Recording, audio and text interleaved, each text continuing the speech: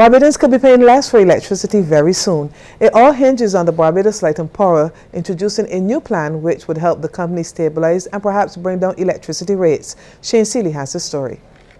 News reaching CBC is that the Barbados Light and Power Company has submitted a proposal to the Fair Trading Commission, and contained in this document is a detailed plan for stabilizing and even lowering electricity rates in Barbados. In an exclusive interview with CBC News, Barbados Light and Power Business Development Manager Roger Blackman shed some light on the proposal.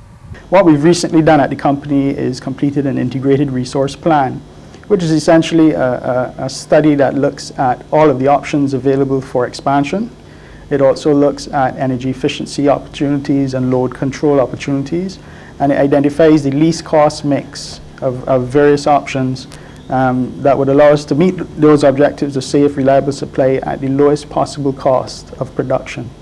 So we've completed that. We've filed the results of that study with the regulator, and it identifies a number of options that will lower costs, stabilize prices, and save foreign exchange. The study also examines a number of scenarios over a 25-year period as the company scales back on its use of fossil fuels, increases the use of renewable energy, and introduces natural gas on a large scale. Mr. Blackman is confident that the plan can work, but says there are still other factors that must be considered. The point, though, that I think we have to stress is that by reducing the amount of dependence on that oil, you reduce the impact that those international prices will have on the ultimate price.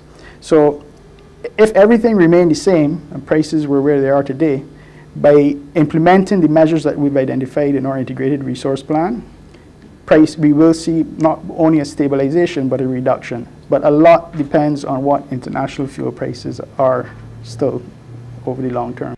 Now, it's not clear when the Light and Power Company will receive correspondence from the FTC on the matter, but any possibility for a reduction in electricity rates will be welcomed by Barbadians. Shane Seeley, CBC News. If government is considering any large-scale layoffs in the public sector, there must first be full consultation and dialogue. This is the contention of independent Senator Sir Roy Trotman, who made the assertion as the Senate debated the consolidation tax.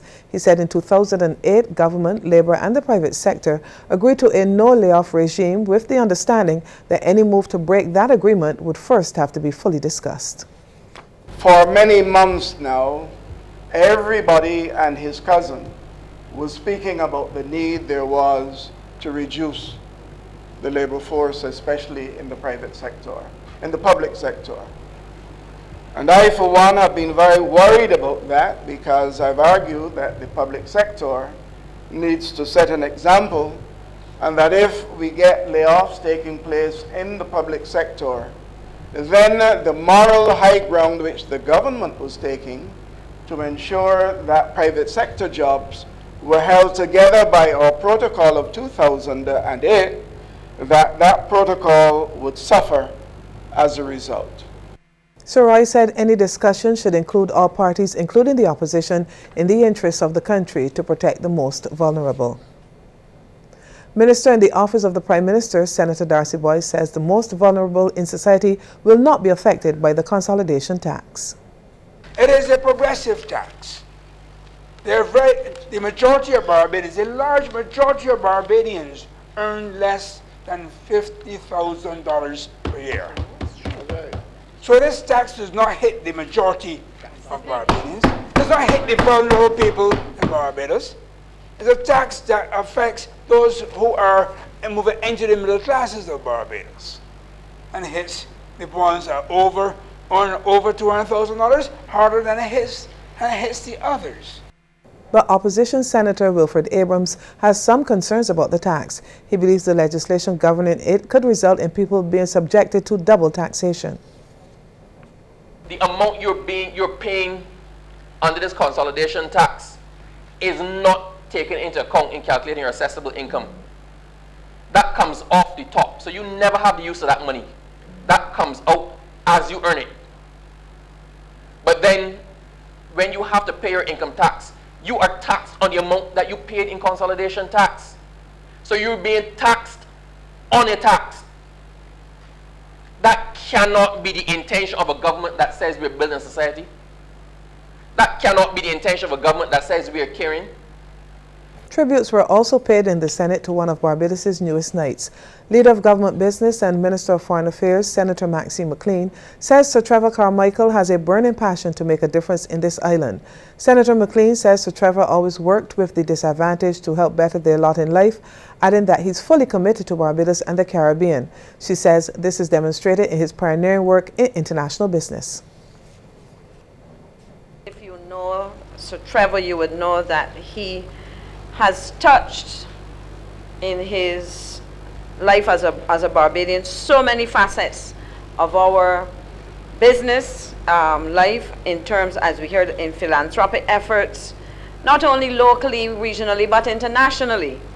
And interestingly enough, if we ask some Barbadians, do you know Trevor Carmichael, if you saw him walking downtown, they would probably tell you no, or they would say, oh, that's who he is. Independent Senator Alwyn Adams lauded Sir Trevor's contribution to education. He noted that he's inspired hundreds of young people through his work in the Duke of Edinburgh Awards scheme. Sir Trevor, our most recent knight, embodies the very best of the traditional Barbadian gentleman. He's quiet, urbane in his bearing, man with a very keen intellect, and has a passion for education and for the promotion of the youth of this island. Sir Trevor thanked his fellow senators for their congratulations, urging them and all Barbadians to share in the island's social and economic transformation. This as he contended that he's tried to lead a fulfilling and productive life while helping to make the world a better place. I think if we, as a nation, approach our next 5 years or next 6 years or whatever in full recognition that we are in the midst of a need for economic and social transformation, almost like a mantra, I think that we have made a quantum leap, and then it's just a case of filling in the pieces.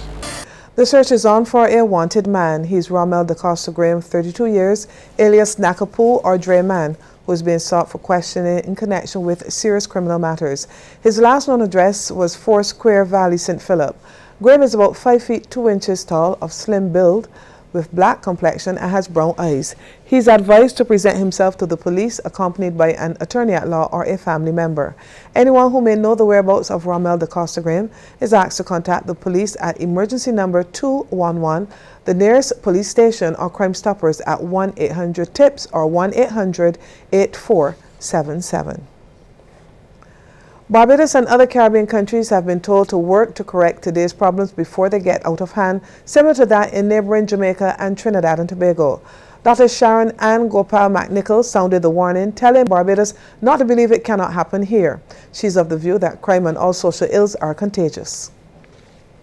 If it's happening here, it will spread to neighboring countries. And this is what? 3 murders within a 3-week period is astronomical for Barbados. Isn't that correct?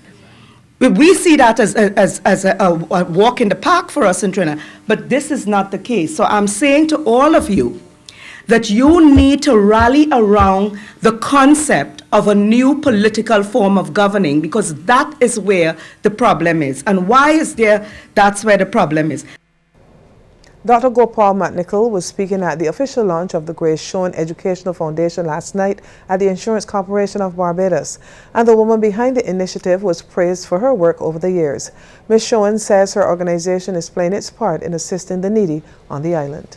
We look at the vulnerable in our society and we try our best not just to give them food and water and clothing and shelter, which sometimes we're out in the night doing, members of the foundation, but we're also doing our best to educate them.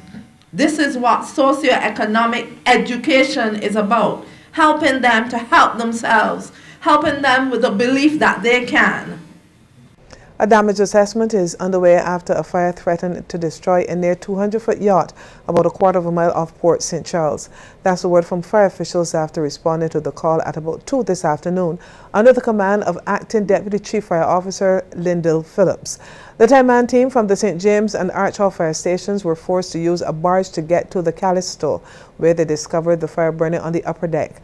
And with some assistance from the ship's crew, the firemen were able to extinguish the fire by 4 o'clock. So far, damage has been reported on the starboard side of the upper deck, while the 3 other decks appear unscathed.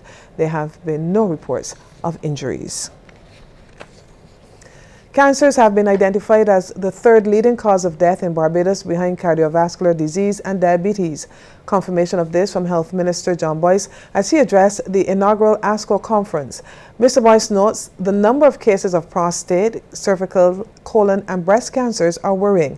However, he says his ministry will continue to invest in cancer diagnostic programs. What is of great concern is the premature death attributable to cancers and the potential years of lives lost from cancer occurring in persons less than 65 years of age. The Ministry of Health is committed to continuing to invest in an enhanced surveillance system in order to accurately identify the old and new cases of cancer in Barbados. One medical expert has given Barbados' healthcare system the thumbs up. The U.S.-based Kester Ned, a neurologist and director of the JIPA network, lauded the structure of the healthcare system. He noted that it is more developed compared to other Caribbean countries and even some first world nations. You have very well-trained physicians with a plethora of specialists, which in many of the other Caribbean islands, those specialties and subspecialties are not available. And so Barbados serves as a natural referral place, a so-called center of excellence for healthcare in the region. Dr. Ned was speaking to the media at the ASCO conference at the Hilton Hotel. He adds Barbados has blazed the trail among Caribbean countries in the area of immunization and primary care. I believe that you represent a model. For example, when you look at things like immunization records, the rates of immunization in Barbados far exceeds even first world countries like the United States, and that should be applauded. Primary care in this country is offered at a very high level compared to many developed countries.